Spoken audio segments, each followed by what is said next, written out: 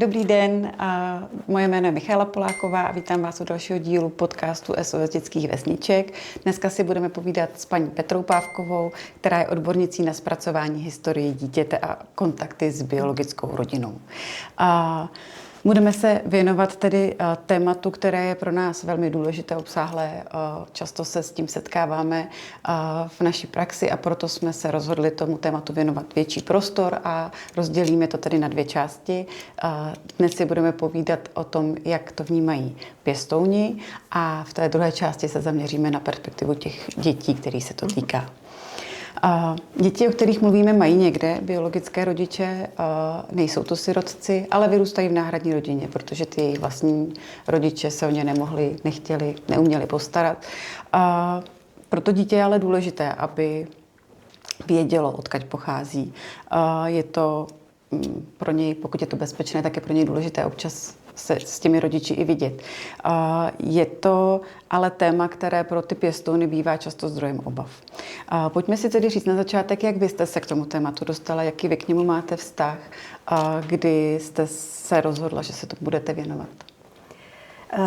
Já jsem se k tomu tématu dostala hned vlastně při vstupu do mé první práce. Pracovala jsem teda ještě před mateřskou, ale pak jsem měla strašně dlouhou mateřskou, ale po mateřský už teda teď začnu pracovat. Tak první práce byla organizace, která pomáhala dětem právě v pěstounské péči a v adopci.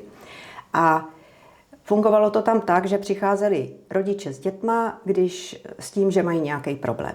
A udělala se anamnéza, zjišťovalo se všechno. A téměř vždycky jsme narazili na to, že ty děcka sami nevědí, odkud jsou, neznají ty rodiče. A to jak v pěstounské péči, tak v adopci to bylo jasný, ale i v té pěstounské péči. A tak se hledalo, kdo teda začne hledat rodiče v těch konkrétních případech.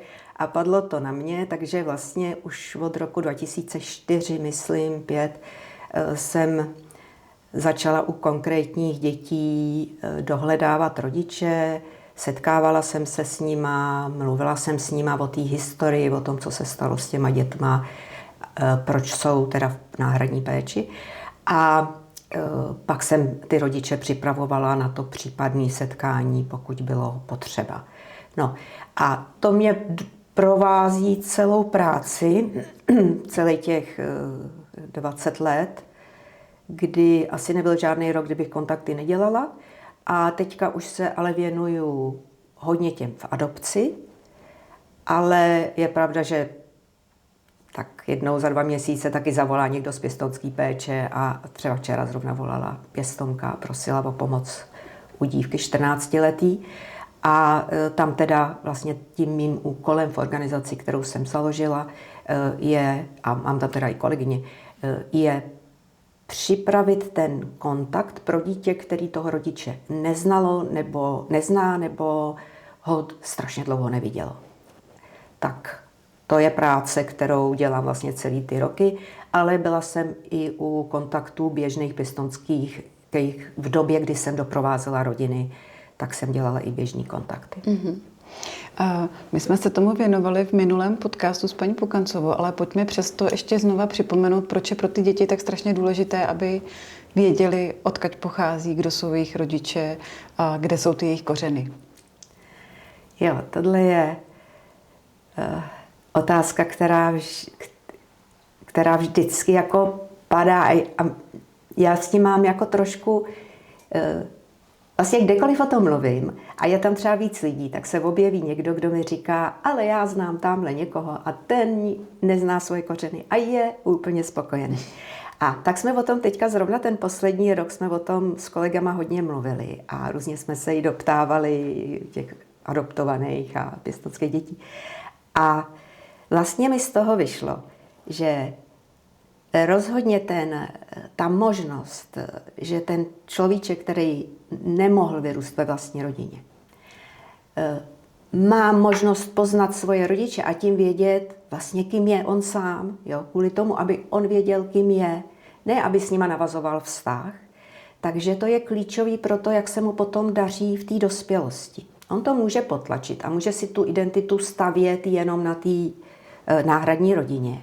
ale ono mu to neúplně bude fungovat. A navíc v sobě bude furt cítit nějaký pocit prázdna, něco mu tam bude chybět.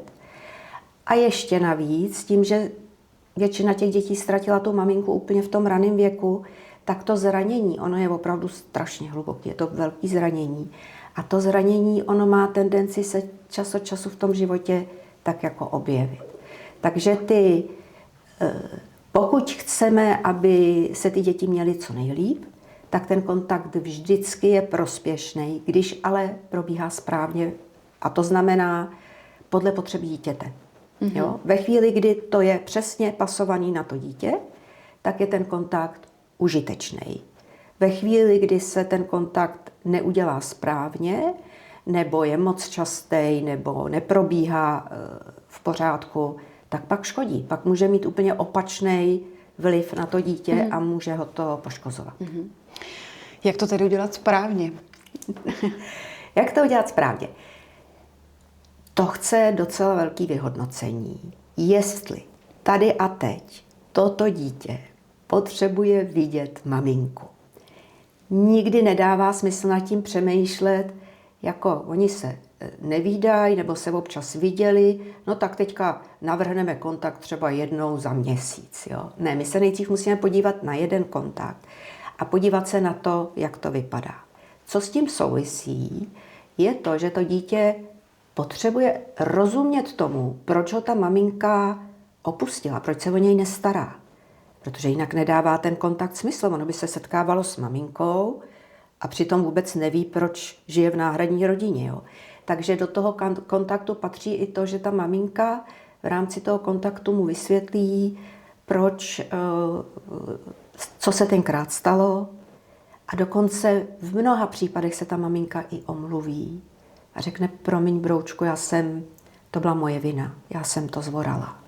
S tebou to nesouviselo, ty jsi byl krásný miminečko, ale já jsem tenkrát udělala řadu špatných rozhodnutí a takhle to dopadlo. Takže to je další část té přípravy k dobrému kontaktu, že my potřebujeme, aby dítě znalo ty informace a zároveň, abychom i tu maminku měli, pokud to ještě neslyšelo to dítě od té maminky, tak ještě je potřeba připravit tu maminku na to, aby jak o tom bude s tím dítětem mluvit. Jo. A máme takový 3-4 principy, přes který vždycky cedíme ten kontakt. Jo. Říkáme si, tak máme je všechny zachovaný. Ten první, ten jsem říkala, musí to odpovídat potřebám toho dítěte, tohodle konkrétního dítěte. To druhý, ten kontakt musí být bezpečný. A to po stránce jak té fyzické, tak někdy jsme řešili, že třeba rodič je drogově závislý, ale to neznamená, že ho dítě nemůže vidět, ale jak to zařídit, aby to bylo pro dítě bezpečné v takovém případě, ale i po stránce psychické, aby to bylo bezpečné, aby třeba nedošlo k tomu, že ten rodič řekne tomu dítěti něco, co ho zraní, jo? Že mu třeba začne něco slibovat. Já už si to zařídím, já už určitě do půl roku si tě vezmu k sobě. To je častý, že se tady to děje. A pak ten kontakt tomu dítěti vlastně škodí, protože to dítě věří tomu rodiči a ten rodič neplní a to dítě vlastně velmi bolestivě dochází k tomu, že teda ten rodič je strašně nespolehlivý a je to škoda. A já se vždycky s rodičema domlouvám, nemluvme o budoucnosti. Já vím, že vy byste chtěl, dítě to asi taky tuší, ale nemůžete mu nic slibovat. Jo? Takže to bezpečí je i po té psychické stránce, i třeba, aby ten biologický rodič neříkal, ty jsi nějaký hubený, jestli oni tě pěstouni dobře krmí. Jo? A takový nějaký jako trošku hodnocení péče těch pěstounů a další věci. Tak to je bezpečí. A to, co je hodně důležitý, je ta smysluplnost. To je třetí princip, aby dával smysl. Dává smysl kontakt třeba jednou za 2 měsíce pro dítě, u kterého určitě víme, že u té maminky nikdy nebude, jako v budoucnosti, se k ní nevrátí. Přitom ten kontakt je pro to dítě náročný a vlastně i před ním, i po něm má nějaký problémy, tak to už nedává smysl takovej kontakt. Nebo dává smysl kontakt, když to dítě dokonce neví, že se setkává s maminkou. To mi teďka někdo vyprávěl, že nějaký doprovázející to byl, že má jednu rodinu, kde děťátko asi 4letý se setkává s tetou a ještě mu nikdo neřekl, že to je maminka. Jo, tak to vůbec nedává přeci smysl. Jo? Čili furt si tam probíhat tu myšlenku, jako, co je teda účelem toho kontaktu. A v tom účelu je buď to, jestli opravdu tam ten vztah je a to dítě potřebuje s tím rodičem bejt, protože když s někým jsme ve vztahu, tak s ním chceme bejt a my, co jsme okolo dospělí, tak vyhodnotíme, ano, toto dítě například má možnost se k tomu rodiči vracet, tak pak ten kontakt dává smysl a budeme řešit, jak často a jak dlouhý. A to je jeden typ kontaktu, ale pak máme děti, který vůbec vztah k rodiči nemají, protože ho neznají. Jo. Buď ho neviděli, nebo s ním strávili strašně kratičkou dobu a ještě někdy dávno. Tak tady to není o tom, že my děláme kontakt, abychom budovali vztah s rodičem. Ne, ten vztah si to dítě buduje s těmi náhradními rodiči a toho biologického rodiče ale potřebuje kvůli svojí identitě. Právě kvůli tomu, aby věděl, aha, jo, máma vypadá vlastně, a teď podobně jako já, má stejný nos, že jo. A teď máma vypráví, jak strašně ráda hrála fotbal jako malá a ta holčička říká, já vlastně mám taky ráda tady ty věci. Tady to, co je v běžných rodinách automatický, tak pro ty děti tady ty podobnosti jsou vlastně schovaný a ten kontakt, aby si tak jako dalo dohromady, tak tady to všechno já po té mamince mám. Tak proto je to důležitý.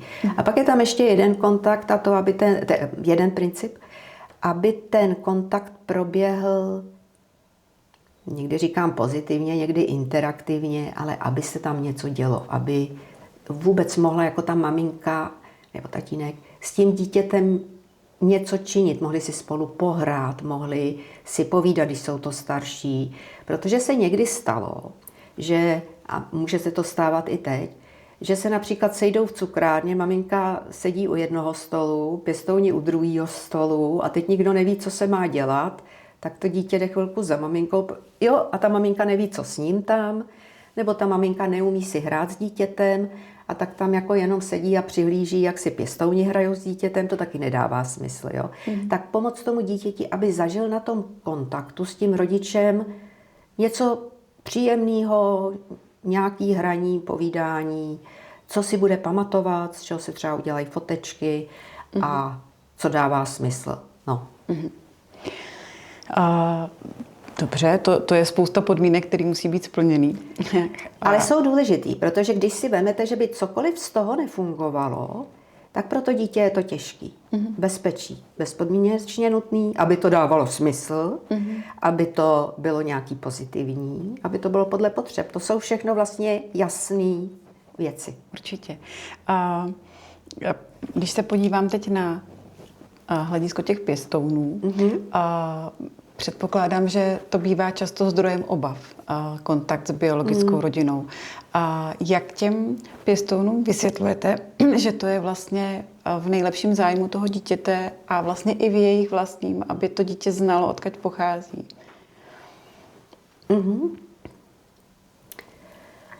Tím, jak dlouho v tom oboru pracuju, tak jsem taky zažila hodně situací, kdy ty děcka neměli možnost poznat ty rodiče a nějak dospívali a pak to přineslo docela velký potíže v dospívání, nebo někdy se to třeba přeneslo až do dospělosti. A ta jistota, že to ten mladý člověk potřebuje a pokud možno, tak vlastně by to bylo ideální už od toho dětství, aby to dítě přirozeně vědělo, kdo je jeho biologický rodič, byť ho uvidí třeba jednou za 2 roky, ale ví, ano, moje maminka, někdy se teďka říká bříšková maminka, Růženka, prostě bydlí v Brně a já jsem ji jednou viděl a až budu chtít, tak ji zase někdy uvidím. Takže se snažím vysvětlovat pěstounům, že my nikdy nedokážeme úplně vstoupit do těch hlaviček těch dětí, jak to tam mají. tak aspoň pojďme poslouchat ty mladý, adoptovaný a pěstovaný děti, který nám říkají, jak potom toužili. A jak třeba chodili po těch ulicích a vyhlíželi ty maminky a říkali si, jako která z nich může být moje. Já jsem třeba si myslela, jaká jsem byla otevřená vůči svý adoptovaný dceři, že jsem jí všechno hned řekla, jo. Takže jsem si říkala, ona si snad žádný fantazie o té mamince nedělala. A pak ji teda poznala, když jí bylo 8. A ptala jsem se jí teďka na to nedávno, už je dospělá, a ona říkala, to víš, že jsem měla představy.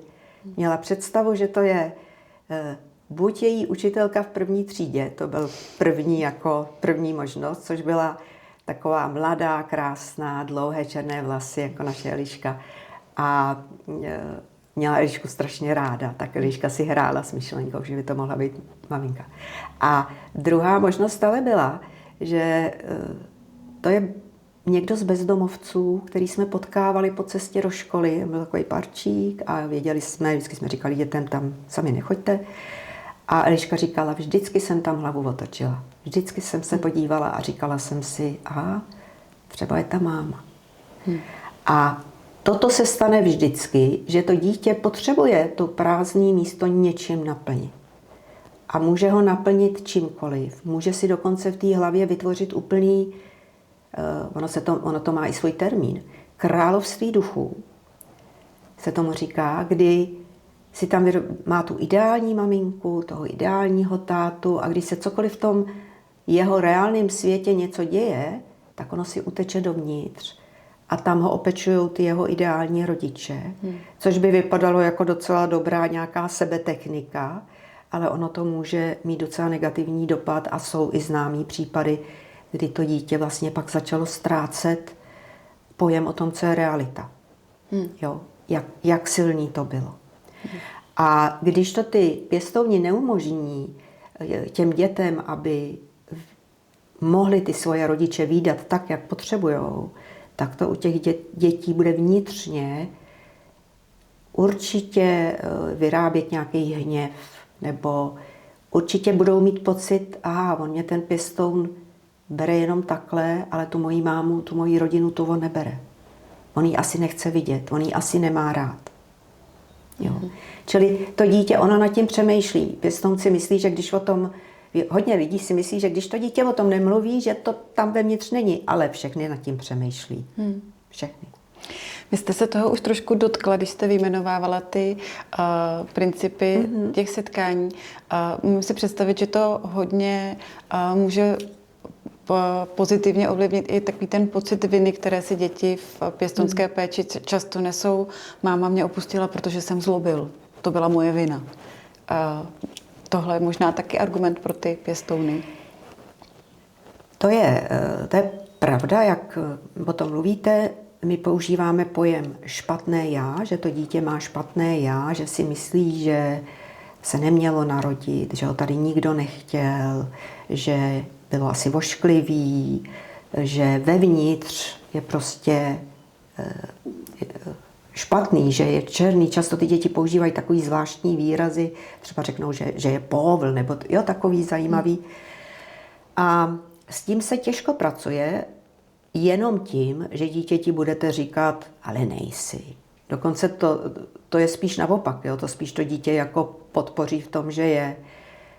Je možnost, kterou my vlastně teďka docela často využíváme a která se ukazuje být opravdu léčivá.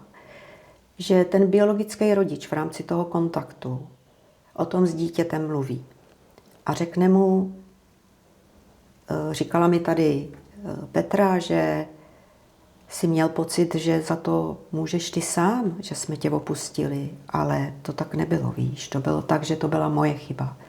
Já jsem to zvorala, ale ne tvoje chyba. A tady to, když do očí tady to říká maminka tomu svýmu dítěti, teď jsem to zažila, třeba před měsícem si vzpomínám na holčičku, který je 12 a viděla poprvé svoji maminku, má velký potíže s tím špatným já.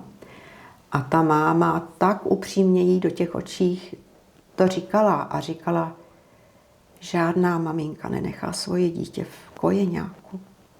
To je špatná máma a já jsem to udělala. To není proto, že ty jsi byla špatná. Jo? to je silný, to asi zapadá tomu dítěti hluboko. Ještě většinou tu maminku požádám, aby třeba i na místě napsala tomu dítěti dopis, aby to dítě to mělo ještě někde jako uchopitelný. A většinou ještě žádám tu maminku, jestli je toho schopna, což ale oni naprostá většina maminek je s tím úplně svolná.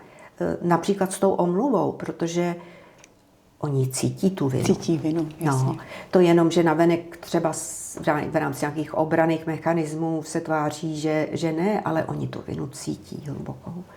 A tak jim ještě někdy říkám, že to dítě potřebuje takový jako povolení do toho žít v té nové rodině.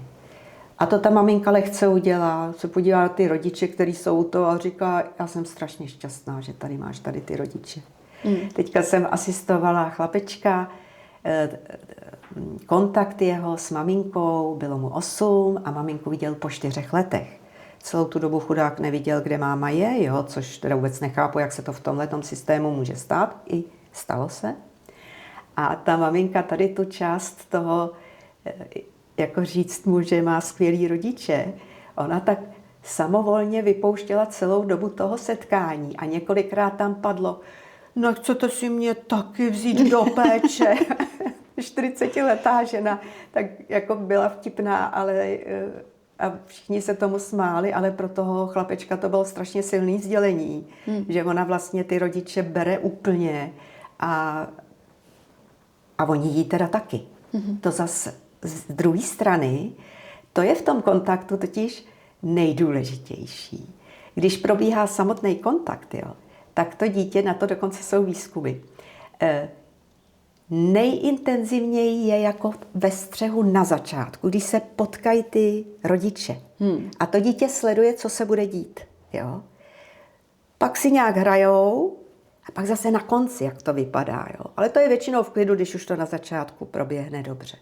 Ve chvíli, kdy ty rodiče proti sobě něco mají, nejsou v souladu spolu, tak to dítě cítí strašně silný nepokoj a ono vlastně moc touží potom, aby jedni přijali druhé a druzí přijali první, jo? Že ono by vlastně nejradši by ty děti, oni to jí někdy řeknou, ty malí, kdyby se ta jejich biologická maminka nastěhovala do bydliště těch náhradních rodičů, tak že by mělo jako oba ty rodiče na jednom místě. No, tak to samozřejmě pohromadě nejde.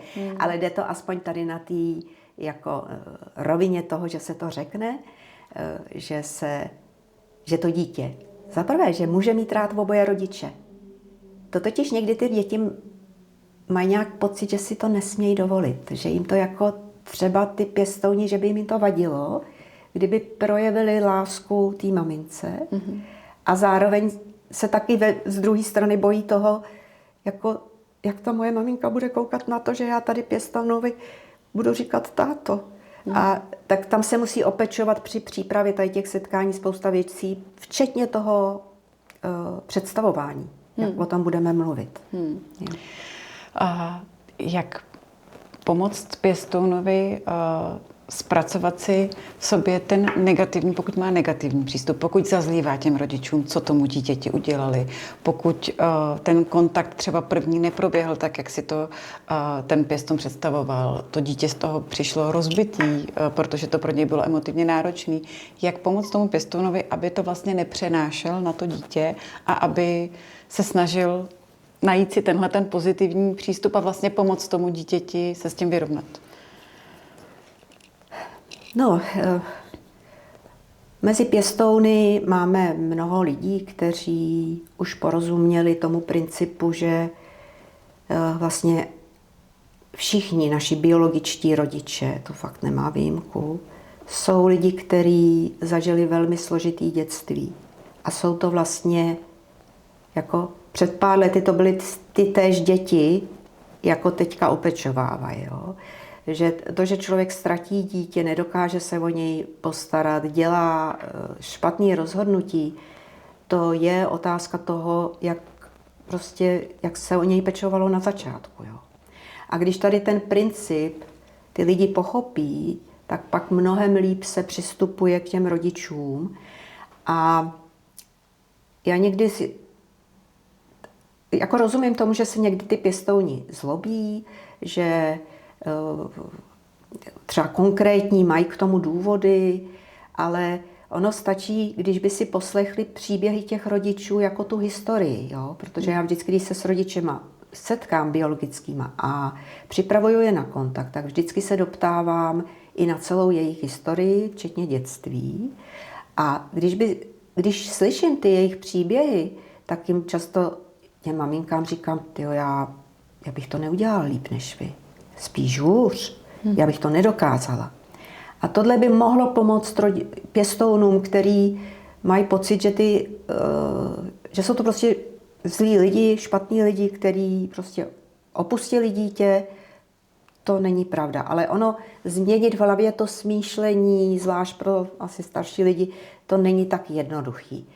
Ale pak se může stát, že jsou to lidi, kteří jsou otevření, právě tady to znají, ale stane se něco, například ten rodič udělá nějakou nečekanou věc, například je domluveno, že se nebude telefonovat a on zavolá dítěti přímo, nebo nečekaně stojí před školou, tak to pak je samozřejmě přirozený, že se ten pěstoun zlobí a je potřeba, aby to se nějak jako vyřešilo, to určitě.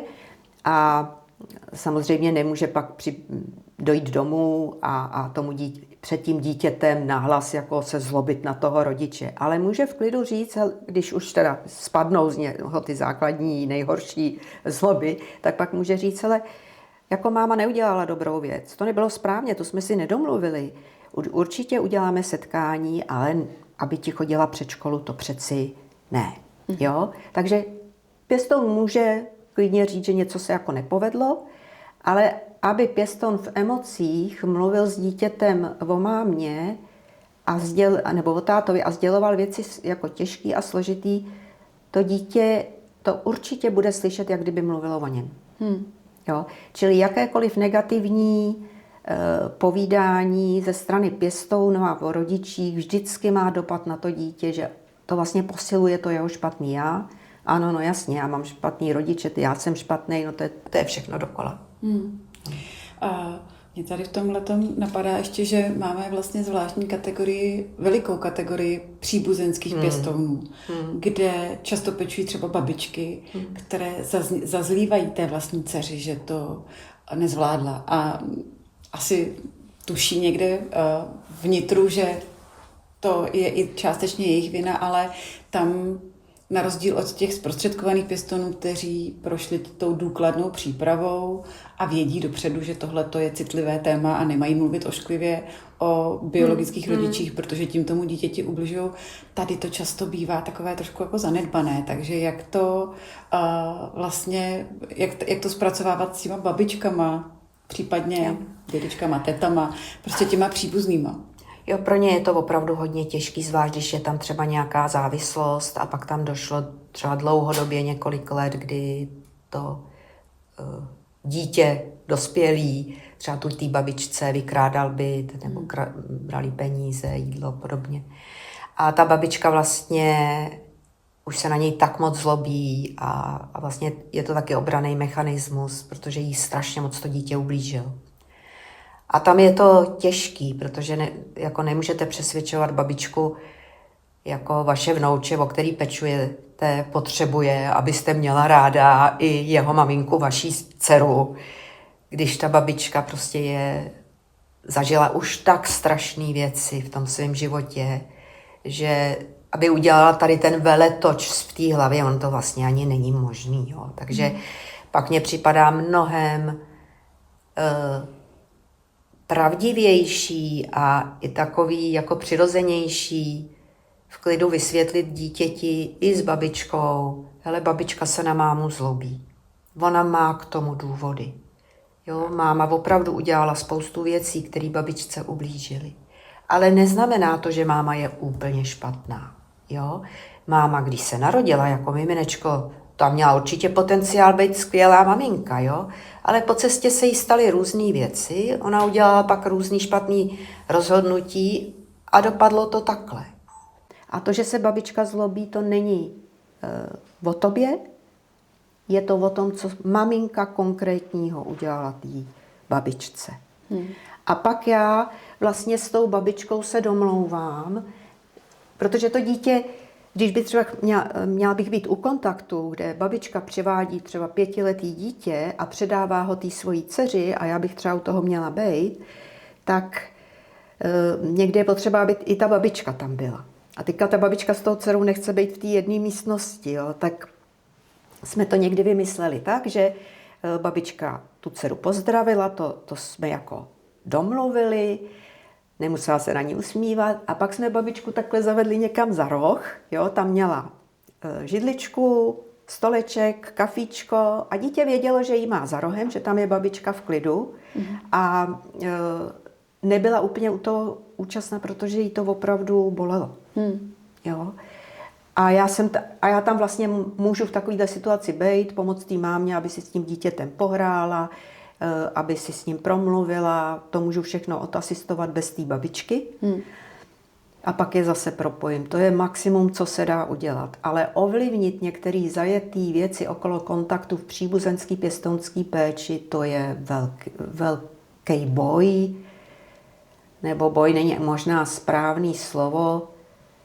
Vím, jak to v tom provázení je složitý, jak to těm babičkám ty kolegyně říkají dokola, ale ty babičky vlastně neumějí to, nějak se neumějí k tomu postavit, už na to nemají sílu. No. Je to těžký. Asi by měli dodržovat ale nějaký pravidla typu neříkat dítěti, seš jako máma. Ano. Tohle jsou samozřejmě důležité věci a občas se stane, že to někde vlastně ta babička vůbec nechce opustit tento způsob znevažování té mámy nebo táty. To je jedno. No a pak už si ale myslím, že by měl třeba nastoupit i ospod. A už nejenom ta doprovázející a snažit se té babičce jako říct, jako pečujete o dítě, ale tady to tomu dítěti tak moc škodí, že jako možná bychom začali zvažovat, jestli je vůbec na místě, aby u vás bylo. Jo? Protože to většinou se pojí k babičkám, kde už je dost velký otazník nad tou péčí. Jo? Ty babičky, které pečujou vlastně hezky, tak tam se tady to tolik neobjevuje, protože tomu rozumí a ví, že to tomu dítěti uškodí. No. A pojďme se teď ještě vrátit k těm zprostředkovaným pěstounům. A jak ten pěstoun může tomu dítěti pomoct jednak připravit se na ten kontakt, pokud je to třeba poprvé nebo po hodně dlouhé době a potom, když to dítě je po tom kontaktu, je asi emocionálně třeba nějak rozhozený, tak jak vlastně ho ten pěstoun může opečovat, co pro něj může udělat? Jo. To teď budeme mluvit o kontaktu, který je takový jako vlastně nárazový. Já jsem dřív říkala jednorázový, ale on vlastně málo kdy je jednorázový, ale je to takový speciální setkání. A to je potřeba připravit strašně pečlivě. Dítě potřebuje za prvé rozumět té historii, takže většinou tomu předchází to, že dozjišťujeme tu historii od té maminky, aby to dítě to na tom setkání od té maminky neslyšelo poprvé. Abychom měli čas s tím dítětem o té historii mluvit a pomoct mu to nějak integrovat, ty nové informace. Třeba to je maminka, kterou dítě nikdy nevidělo a nevědělo, že má další 2 sourozence. Tak aby tam pak nepřišla maminka a říká, máš 2 sourozence, jo? Tak potřebujeme všechny tady ty informace tomu dítěti sdělit předtím a mít čas na to s dítětem všechny ty jeho emoce okolo toho zpracovávat, okolo toho, že třeba maminka byla delší dobu ve vězení nebo že se děly další věci. A pak to konkrétní, to je zpracování historie, a pak, když připravujeme už dítě na to setkání konkrétní, tak tomu ještě předchází krok, že se nejprve setkají jenom dospělí bez toho dítěte. Což je důležitý, protože ty dospělí, oni se na sebe naladí, dost často se vidí poprvé. Jo, že ty pěstouni vidí poprvé tu biologickou maminku a mají za úkol si ještě doříct všechny ty věci, mají různé otázky, že jo, jeden na druhýho, a pak u toho jsem buď já nebo někdo jiný, máme společný úkol připravit přesně to setkání, který bude s tím dítětem, takže my tam promýšlíme. kdy přesně bude, kde přesně bude, kdo tam bude, jak bude probíhat, jako itinerář toho, jak bude probíhat, kdo první přijde, jak bude vypadat přivítání, jak se budeme oslovovat, jaký kdo přinese dárky, všechno tady to, protože čím víc jistoty, tím menší úzkost toho dítěte i těch dospělých, teda mimochodem, jo. Takže my to tam všechno nachystáme, pak si ještě uděláme selfiečko všichni, takže někdy děláme selfiečko, že jsou 2 biologičtí rodiče, 2 pěstounští rodiče a já, takhle děláme selfiečko, který se pak přinesou pěstouni domů, ukážou dítěti, hele, už jsme nachystaný, vidíš to, jo. A já samozřejmě to dítě taky připravuju, takže s ním probírám to, co jsme probírali jako dospělí, tak mu to ukazuju. Třeba mu i říkám, když zná tu místnost, třeba, že se setkáváme v té organizaci, kam to dítě chodí, tak říkám, znáš tu místnost, tak ty vidíš, tam je takhle kanapé, tak mně by přišlo dobrý, kdyby ty si seděl na kanapě a vedle tebe oba tvoji pěstouni. Co ty na to? A máma, že by byla tady a já tady. Nebo máš nějakou jinou možnost? A takhle to s tím dítětem probíráme spolu, jestli by třeba nechtělo to děcko něco připravit s pěstounkou, jo, něco upéct, nějakou bábovku, mafíny, cokoliv. To je většinou hezký, že to je takový čas, že pak pečou doma mafíny a mluví o té mamince, že jo. A pak zase je ten krásný čas na tom vlastním setkání, kdy ta maminka ochutnává mafín a říká, ten je tak dobrý, to je tak hezký, jak jsi šikovná. No, čili je potřeba, aby to dítě mělo maximum informací a aby vědělo, že kdykoliv ale může říct, že ne, že ještě něco potřebuje. Jo? Takže já se ptám, jako chceš? Potřebuješ ještě něco dalšího vědět? Většinou ty děti se těší a chtějí rovnou jako do toho jít. Takže pak proběhne to setkání. To setkání je samozřejmě náročný pro všechny. Někdy mám pocit, že ty děti jako neúplně vnímají, co se tam děje, se trošku odpojí, jo? Že ta míra toho stresu, přece jenom je to moc. Jo? Ale většinou ke konci už začínají, některý nemluví, a až ke konci začnou třeba trošinku mluvit, ale jsou taky děti, které přiběhnou na ten kontakt, vidí poprvé tatínka, takhle mu hupsnou do náručí a řeknou ahoj tati, jo, i takový jsem zažila. Takže tam je to hodně o těch pěstounech, protože oni už toho tatínka viděli nebo maminku a teďka vidí, mají ode mě úkol, sledujte dítě, když bude cokoliv potřebovat, tak mu s tím pomožte. Já taky jsem tam na to, abych sledovala dítě, takže když vidím, že už by to dítě vlastně se trošku chtělo přesunout k té mamce, tak to navrhnu, řeknu, hele, nechceš se teďka přesadit, že bys třeba mamce ukázal ty fotky? No a to nejdůležitější v tom setkání je ta část mluvení o té historii. Takže to po dohodě se všema máme promyšlený, že buď to uděláme hned po tom úvodním přivítání, anebo že chvilku ještě budeme tak pojídat něco a povídat si obecně a pak teprve. Ale v jednu chvíli já to otevřu a řeknu třeba té holčičce Kristýnce, řeknu, Kristýnko, taky víš, mluvili jsme spolu o tom, že maminka je nachystaná ti vyprávět, co se tenkrát stalo, že ti to řekne teďka. Tak ji o to poprosíme, jo? A ty děti většinou řeknou ano. A tím ta maminka má prostor mluvit. Někdy si není úplně jistá, i když spolu o tom mluvíme předtím, jako co říct, neříct, jak to říct. Ale tak já jí s tím trošku pomůžu, nebo něco dodám, nebo se jí na něco dozeptám, aby ona mohla pokračovat. A většinou dokáže v rámci tady toho právě se omluvit tomu dítěti, což je jako to nejužitečnější z toho. No a když tady to máme za sebou, to povídání, tak pak ještě uděláme spoustu fotek. Jo. To je dítě s jednou maminkou, dítě s 2 maminkama, dítě s 2 maminkama a jedním tatínkem, dítě s 2 maminkama a 2 tatínkama. A takhle to prostě máme vymyšlený. A pak se loučej. A když se loučej, tak to většinou jsme domluvený tak, že když to dítě bude chtít tu mámu obejmout, takže samozřejmě si řekne a máma taky, že si může říct, biologická. Takže se téměř vždycky obejmou A já se často stavím takhle, jako abych viděla na to dítě, co se děje.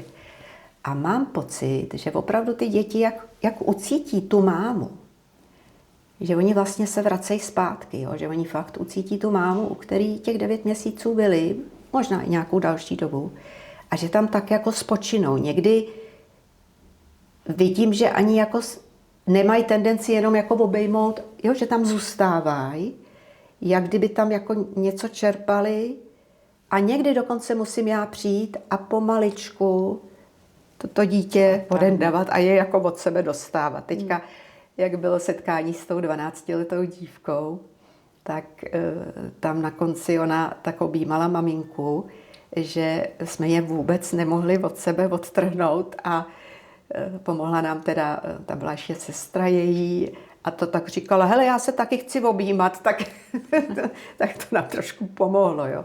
Ale to jsou silný okamžiky. Ale zároveň, když jsou ty lidi otevřený navzájem, tak je to obrovský jako takový přelom v životech těch lidí, protože je to takový jako rituální okamžik, který je posune strašně daleko. Jo, to dítě najednou je svět v pořádku. Tady ty se mají rádi, tady ty velký. Já jsem v pořádku, můžu žít tady v té rodině, můžu žít svůj dětský život, nikdo s tím nemá problém. A ty dospěláci, pěstouni si řeknou, to nebylo tak hrozný, jak jsme si mysleli. Jo? A ta maminka, to někdy se mi stane, že ještě uprostřed ta maminka mi tak jako mě pohladí a říká, je to dobrý, vy jste mi to říkala. Takže vlastně i ta maminka to projeví a je za to vděčná, protože vidí, že dítě se má dobře a zároveň ví, že když by potřebovala něco vědět, takže se může obrátit na mě nebo na doprovázející pracovnici a dozví se to. A když dítě jí bude potřebovat, tak to tež. Jo? A to můžou být takový vtipný scénky, jakože probírají se ve škole porody a chlapeček nevěděl, jestli byl hlavou dolů nebo hlavou nahoru. A nebylo to ani ve zdravotní dokumentaci, takže doprovázející, tedy já, jsem dostala za úkol volat mamince, kterou jsem rok neviděla, jestli byl hlavou dolů nebo hlavou nahoru. Maminka mi řekla hlavou dolů. Říká, dobrý, děkuju, zase někdy. Je to důležitý vědět někdy, takovýhle detaily. No. A my jsme se tím krásně dostali už k té perspektivě těch dětí, která bude námětem té druhé poloviny našeho povídání. A já vám teď děkuju moc za hrozně zajímavé informace o tom, jak připravit pěstouny i děti na setkání s biologickou rodinou. A moc děkuju za pozornost a budeme se těšit u toho druhého dílu, kde si budeme pokračovat. Děkuju.